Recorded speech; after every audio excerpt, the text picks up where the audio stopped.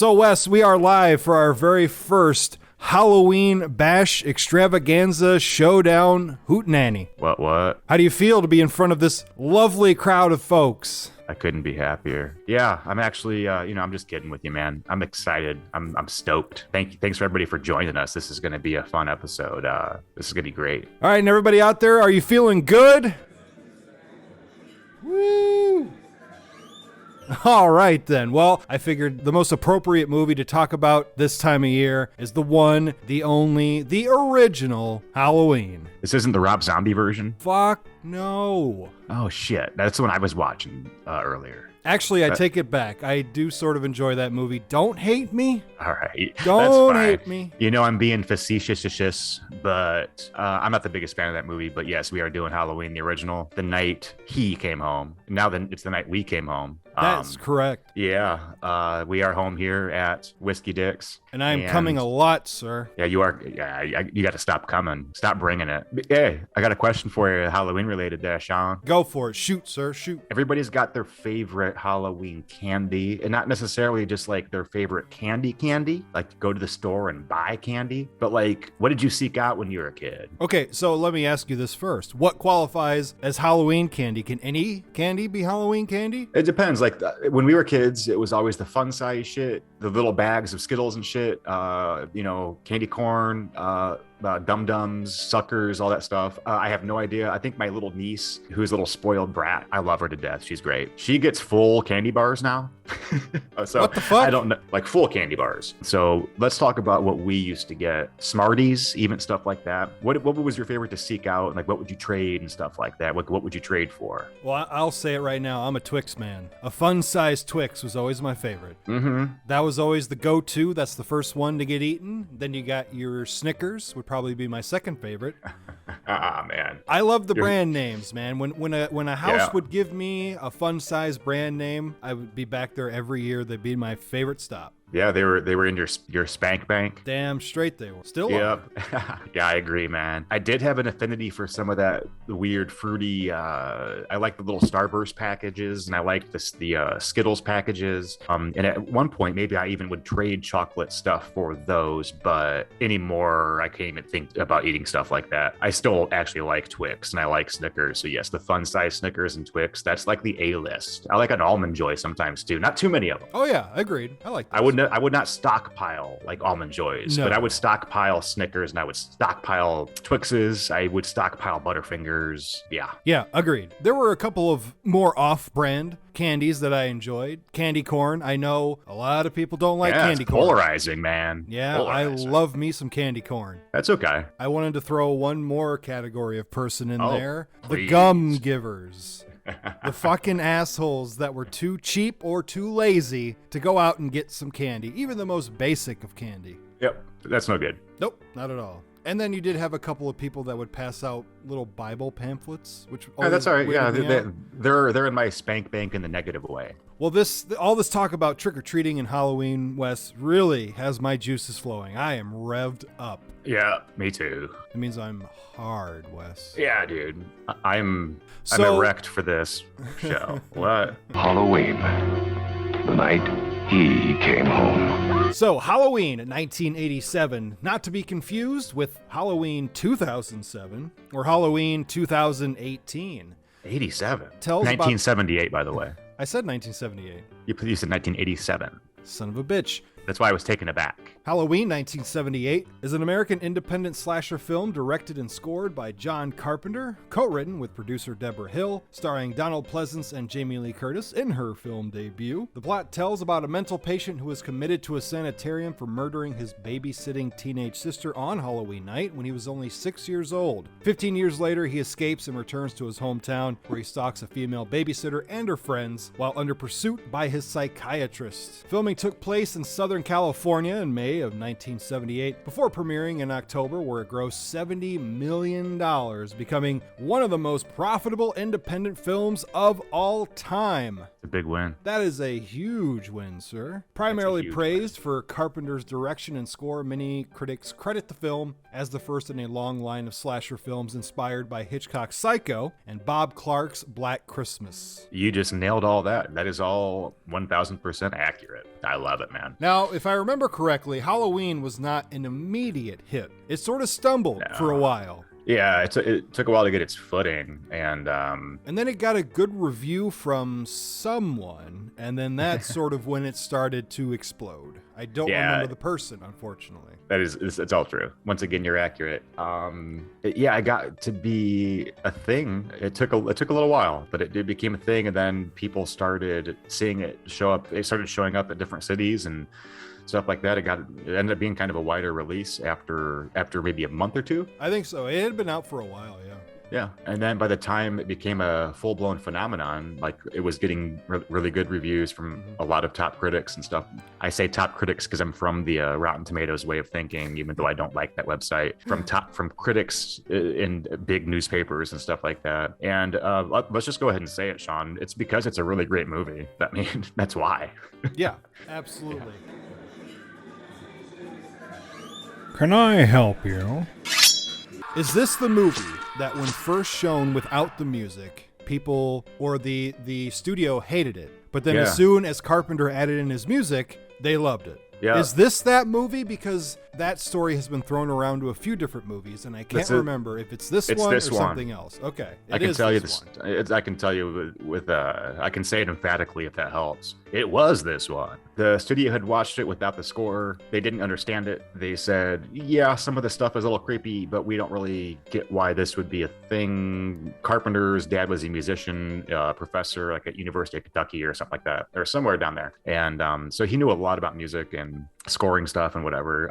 So he bought a 12-pack of beer and took him 2 days to score the movie and put it all in. And it was obviously perfection. And the studio was like, okay, let's go ahead and put some momentum behind this guy, because it actually is kind of a creepy, scary movie.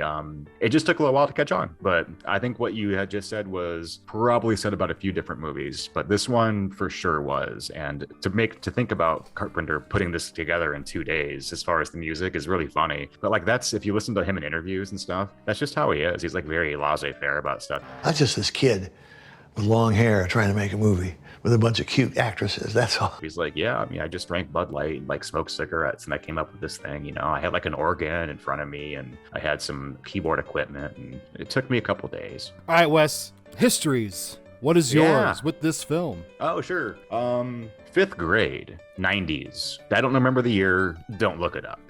No, it was Halloween weekend in the 90s, 5th grade. It was a football Friday night in my hometown, which is a big deal because we were the best team in the state. We were number one, blah, blah, blah, biggest deal, rah, rah, rah. Also, it was Halloween. So my buddy's dad was the assistant coach. He was the defensive coordinator for the high school football team in our town, which was a big deal. And I was his best friend. So we were ball boys for the team. So on a Friday night, it was Halloween weekend. He said, hey, after the football game on Friday, how about you come back to my place and spend the night? I'll have my mom get us a pizza and we'll watch USA and watch whatever horror movies they have on. I said, well, how about that sounds great to me. So that's what we did. We kicked ass in football, came back to his place at about 11 o'clock at night, got a pizza, and they had some friends over because they had won the game. So they were downstairs, all the adults and all the kids, just myself and my buddy. We were upstairs, no supervision, and we watched Halloween 2. But let me say this, Shawn. We fucking loved it, and it was really scary to a person in 5th grade. Both of us, we were scared, and there's a lot of crazy kills in that. And they showed a lot of that on USA for some reason because it was later in the night. I think they got away with showing some of the kills and stuff like that. There's needles in eyes, and there's I think needle in a temple, and there's a girl that gets put to death by her face gets burned off, even though Michael Myers' hand doesn't. We'll talk about the sequel later. But we loved the movie, and we were terrified of it. We loved the mask, and we loved the persona. We loved Jamie Lee Curtis. So we looked it up on TV Guide, and it said Halloween 2. So we were like, well, we need to see Halloween 1.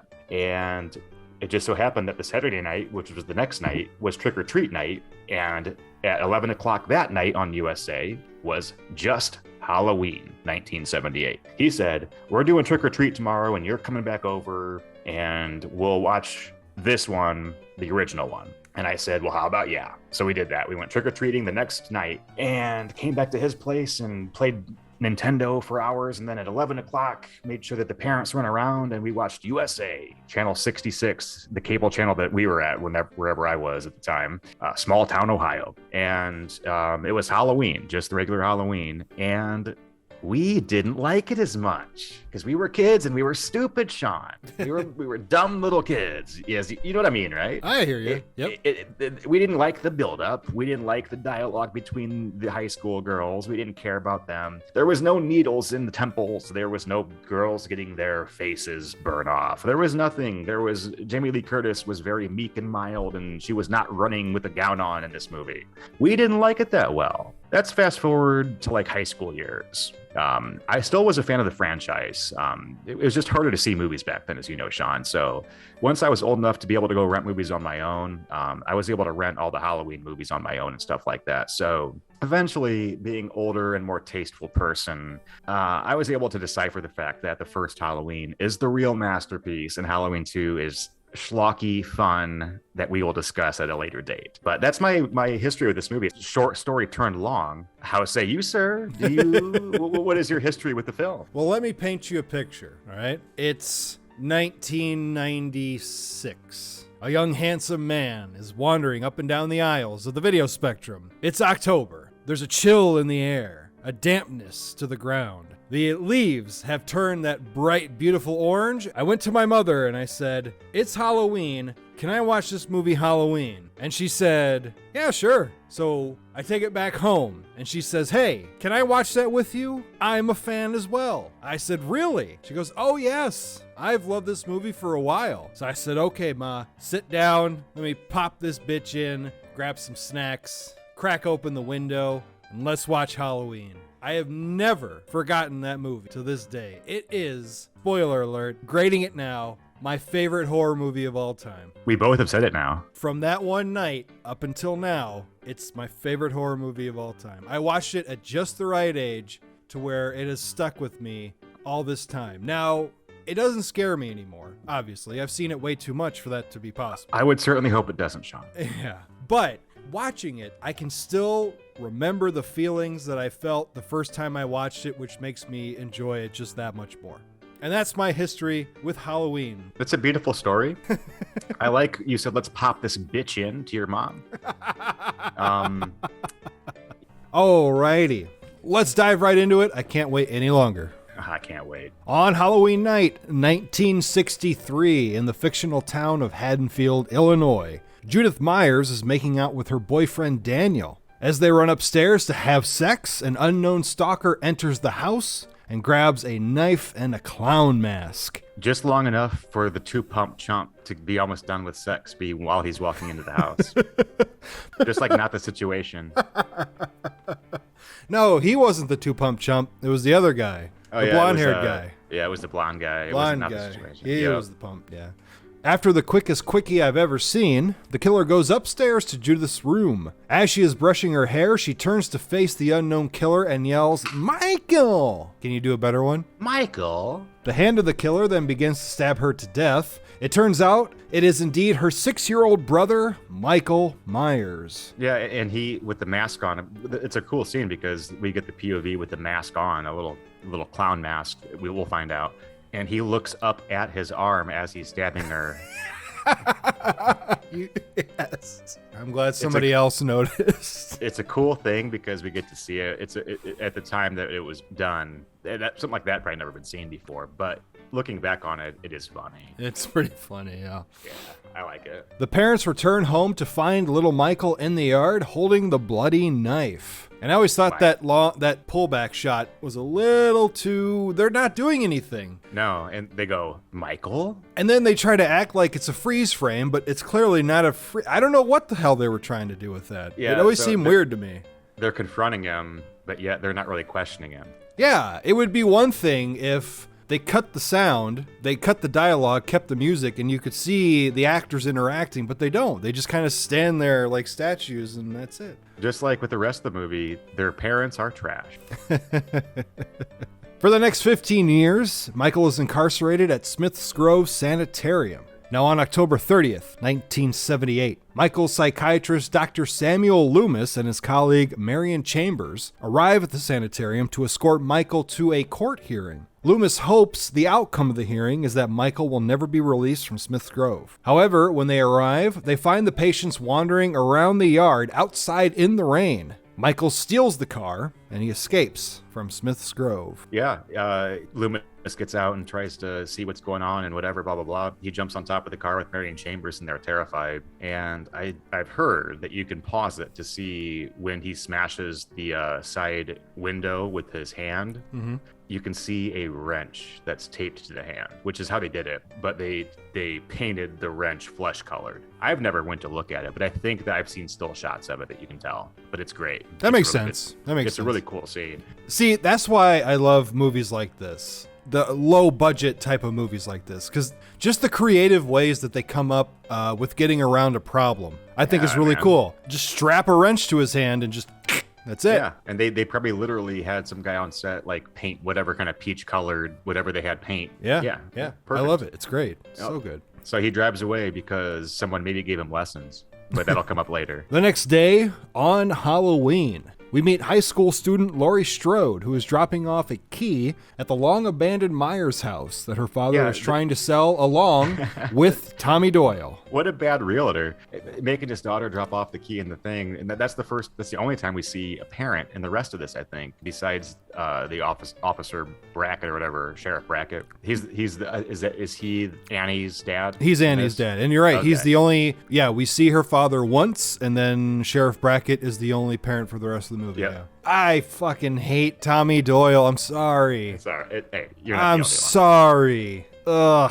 That kid just brings everything down when he's on screen. He's a bit of a trash kid. God, he sucks. Yeah, he simultaneously gets terrified of stuff and then tries to terrify other people, and then it doesn't work out. Stupid questions. Laurie, what's the boogeyman? Yeah. Make stupid noises.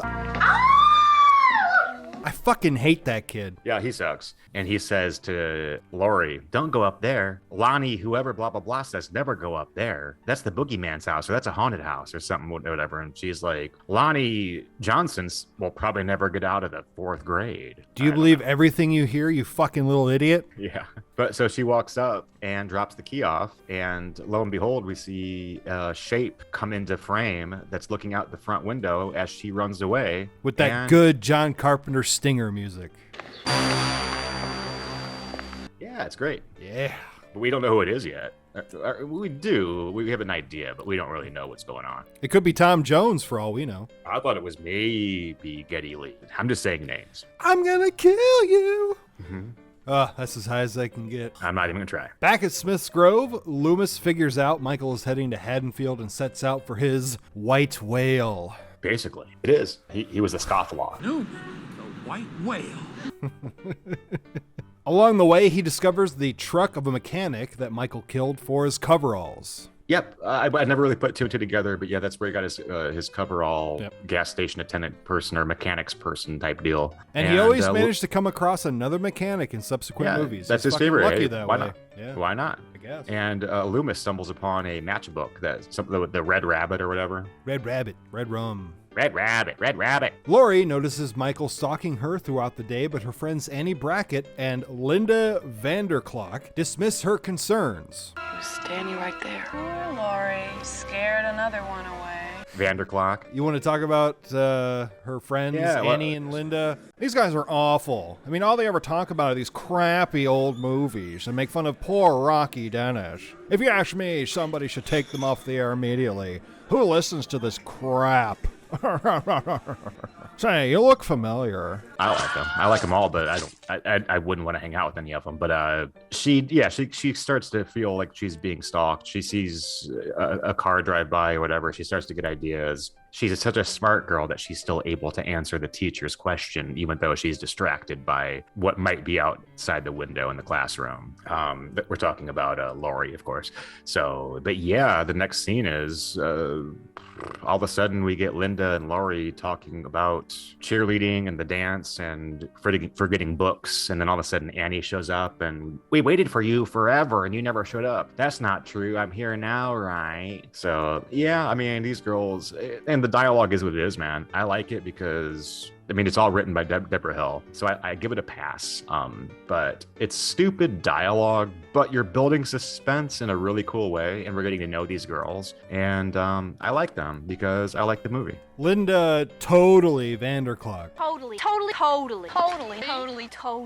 It's yeah, funny. You get like an idea of this whole time that like she's being stalked or they're being stalked, whatever. Nobody else cares. They yell at the car that was Loomis's car, and hey, jerk, speed kills. Yeah, Annie yells that, and then he slams on the brakes, and then goes after a few seconds, keeps going, and Laurie says, "Your big mouth's gonna get us killed one day." And then Linda says, "No," she says, "the big mouth's gonna get us all in big trouble." I'm paraphrasing. You know, Annie, someday you're gonna get us all into deep trouble. Laurie, yeah, and she gets home and her window's open and she looks out of her window and she sees the shape, and then the camera pans back to the like where the laundry line and stuff like that was, and all of a sudden he's gone. So I don't know. Is she crazy? We're not supposed to really know what's going on yet there, Shawn. Well, there's nothing to imply that she's crazy. A little bit. Like what? I don't know. That she wants to hang out with Ben Tramer. Loomis arrives in Haddonfield in search of Michael and finds Judith's tombstone missing from the local cemetery. These kids, why do they do it? Annie and Laurie run into Annie's dad, Sheriff Lee Brackett, and we discover that some kids broke into the hardware store, stole some things, including a William Shatner mask. I have a question for you. What kind of a hardware store sells Halloween masks? Any? I think that back in the day, hardware stores would sell a lot of different things, and seasonally they would sell things that would be close to that. Like they would have like some masks and like some Halloween like trick-or-treat bags and stuff like that. They would. Okay. And they would definitely have William Shatner masks. When they do encounter Chief Sheriff Brackett person guy, who is kind of weird, and he does tell them about mask was stolen with a knife and some rope and stuff like that. And they were smoking weed, listening to Blue Oyster Cult. My dad! Get rid of this! Which Michael never uses, does he? The rope? No, the rope. I thought the coolest part of that scene was that they were smoking weed, listening to Blue Oyster Cult. But yes, he never uses rope. Maybe that was a different burglary. Possibly, yeah. 2 burglaries. And by the way, why was the place closed in the middle of the day? Right.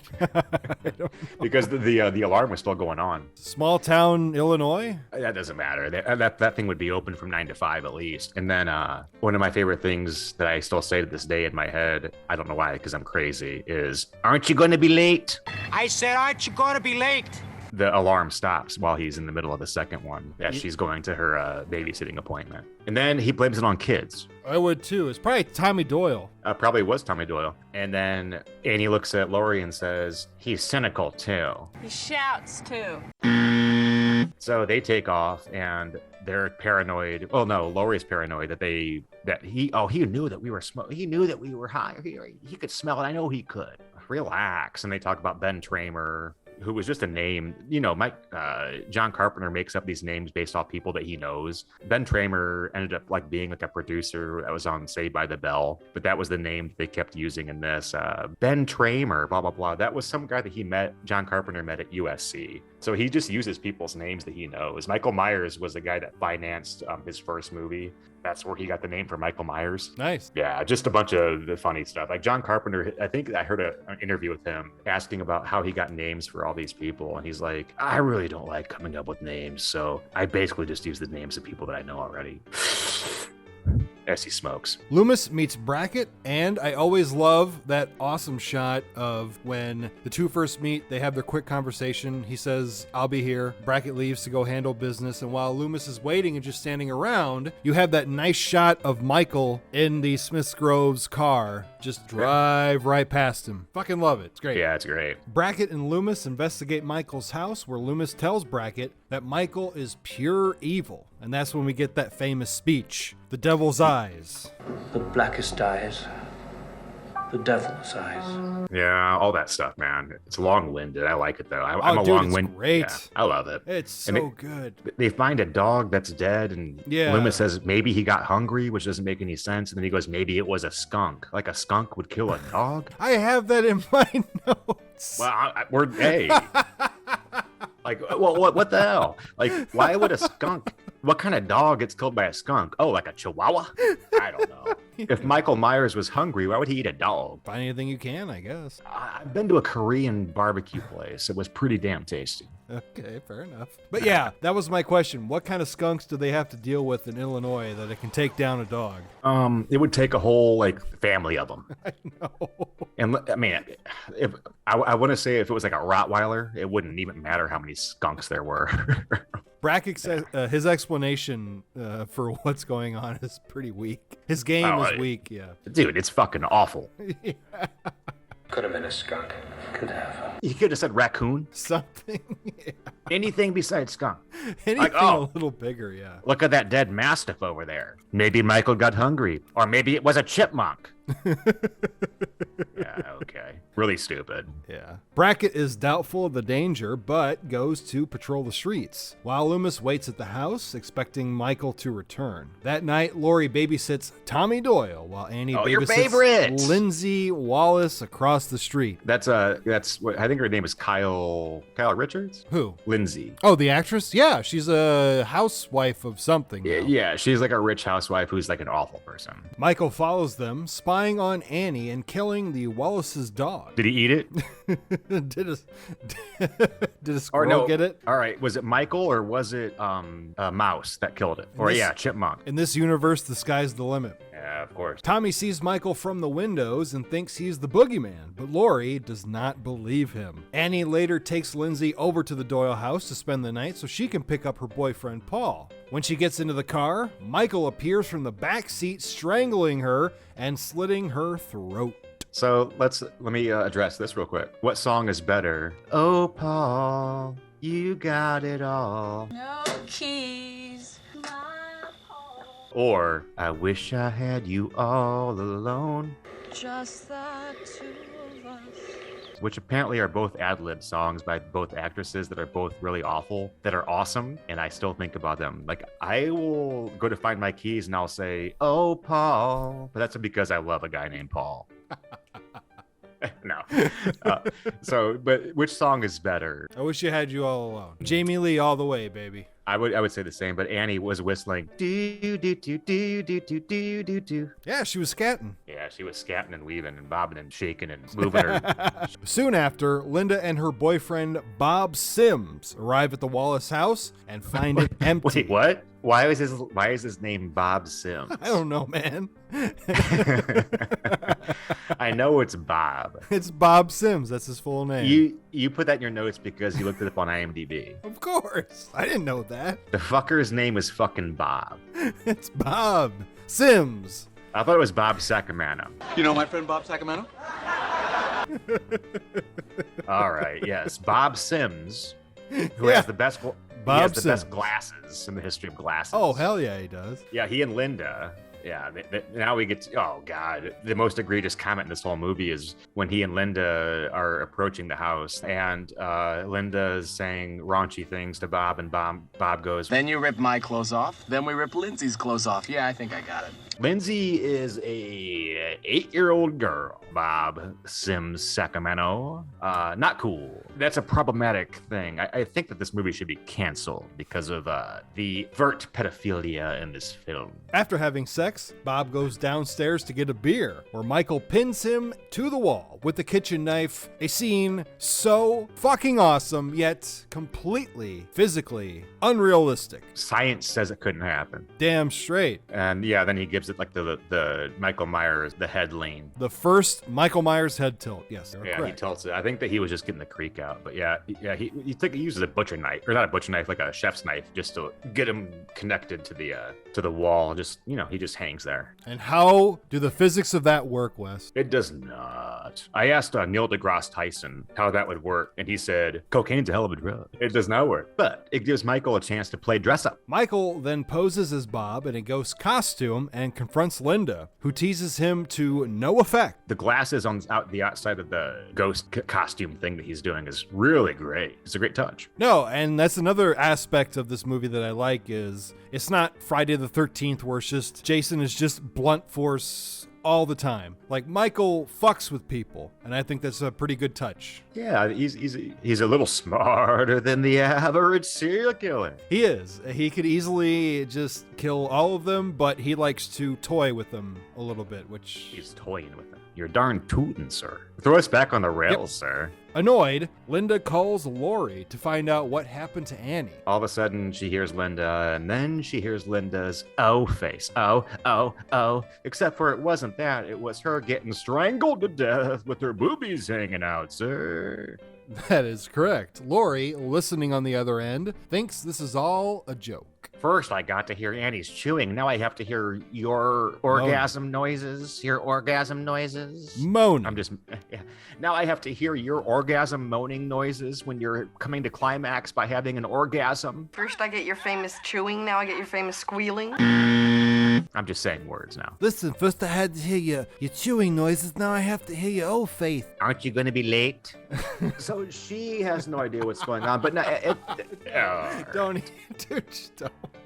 At this point, she's starting to think about something's not adding up here. So Lori, I keep wanting to say Jamie. It's not Jamie, it's Lori. She's starting to think that something's going on. faces, orgasms on the phone. And Laurie Strode's just like, I'm tired of all this. I need to go find out what's going on. For real this time. Meanwhile, Loomis discovers the stolen car and begins searching the streets. Suspicious of the phone call, Lori goes to the Wallace house across the street and finds her friends' bodies, as well as Judith's headstone in the upstairs bedroom. Why do they do it? She flees to the hallway in terror, where Michael suddenly appears in the dark and slashes her arm, causing her to fall over the stairway banister. Yeah, it's a pretty long fall. It is a long fall. It's a tall house. It's a tall ass house. That's a tall ass house if I've ever seen one. Yeah, so far he's been on point with his kills, but when it comes to who he actually wants to kill, he gets her right in the arm, right in the top of the old shoulder. He becomes completely incompetent for the rest of the movie.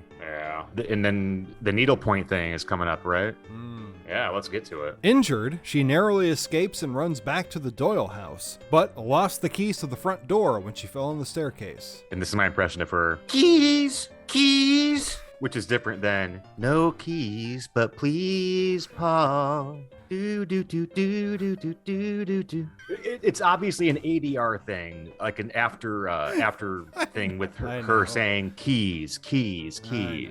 That Wes, he is a tall glass of water. I'd like to show him my broomstick. Smack his ass with baloney. Don't you agree, tall, terrifying stranger? We're making fun of the movie that we love, but that's why we make fun of what we love, right, sir? That's right. Let's keep going. Also, I have to point out the fact that the house that she ran up to screaming for help and they shut the lights off on her, that's just rude. Yeah, at this point, they were probably all trick-or-treated out. I've been trick-or-treated to death tonight.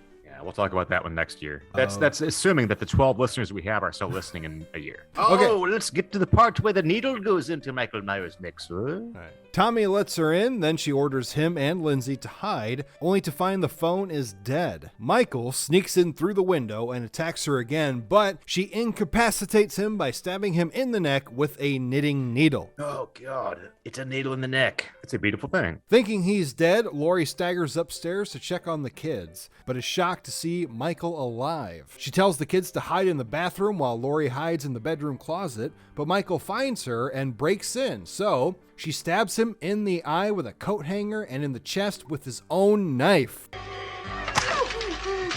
Always with the eyes with her. Yep. And I like how when he's going after her in the closet, his arm gets wrapped up in the, this is a beautiful fucking directing moment with John Carpenter. His arm gets wrapped up with the light, the pole light thing. And as he's kind of going with the lights going on and off, some of these things that are brilliant nowadays, Shawn, that we look at might have been accidents at the time. Nick Castle might have a thing to say about it. He actually played the Shape in this movie. That maybe was in the script, but we don't really know. Remember? Yeah. You know what I'm talking about, right? Yeah. No. With his arm being wrapped up with the light. That was probably just a happy accident. This might have been just like a thing of, we only have a couple shots, and maybe his arm got wrapped up in that thing on purpose. Maybe it was on accident. But yeah, it's a beautiful moment that you don't get when you're making James Wan movies or something like that. Yeah. This is back when horror movies were great because they were just, things were on screen. She then tells Tommy and Lindsay to go down the street to the neighbor's house to call the police. The Mackenzie's house, to be more specific. After they leave, Michael awakens once again and slowly approaches an unsuspecting Laurie.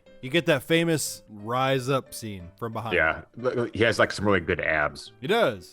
Nick Castle, he does his crunches. Yeah, I guess so. Yeah, great scene. Loomis sees the kids running from the house and goes to investigate, finding Michael and Laurie fighting upstairs. Laurie rips Michael's mask off, making him hesitate to put it back on. Loomis shoots Michael 6 times, knocking him off the balcony. 6 times. I shot him 6 times. Now, once again, we're referencing a different movie. Right. But yes, he does. Laurie asks Loomis if Michael was indeed the boogeyman, which Loomis confirms. As a matter of fact, it was. Loomis walks to the balcony and looks down to see that Michael has vanished. Unsurprised, he stares off into the night as Laurie begins to sob. Michael's breathing is heard during a montage of locations we had recently seen, indicating he could be anywhere. And that, Wes, is where the movie ends. Whoa, God. Yeah. That was a big one. My goodness. Yeah. Wes, tell the people, what are your final thoughts and grading on Halloween 1978? I gave you my history with the movie. We buried the lead early on and said we both think this is the best horror movie that we both have ever seen, possibly. Okay, it's not the best horror movie I've ever seen. It's great. It's an A+. There's no way around it. Yeah, that's just it. It's one of the best. It inspired everything. Whether or not this or Black Christmas was the real first like slasher movie, it doesn't matter. They're both great.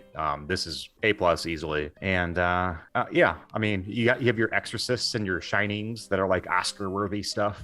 This isn't all that, but this is great. This is the best, man. This is simply the fucking best. Shawn, I have no doubt that you'll probably say something similar. Go ahead, sir. Okay, just like when LeBron James knocked that field goal right out of the park. Yeah, this that movie, this movie does that too. No, like I said at the beginning of this is my favorite horror movie of all time. It has been since I was a kid. It still is, today. It probably always will be. I saw it, like I said at the beginning, just the right time, that it left such a big impact on me.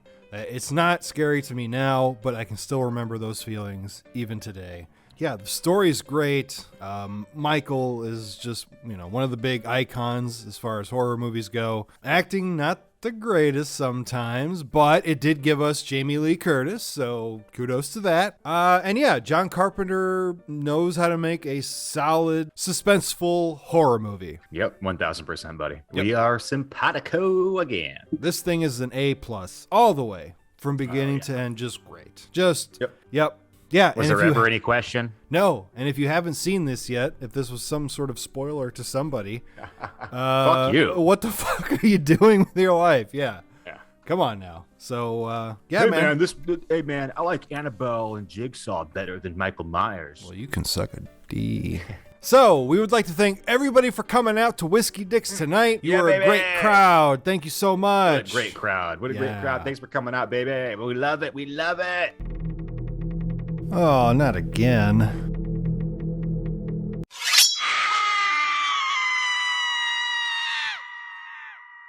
On the next bizarre show.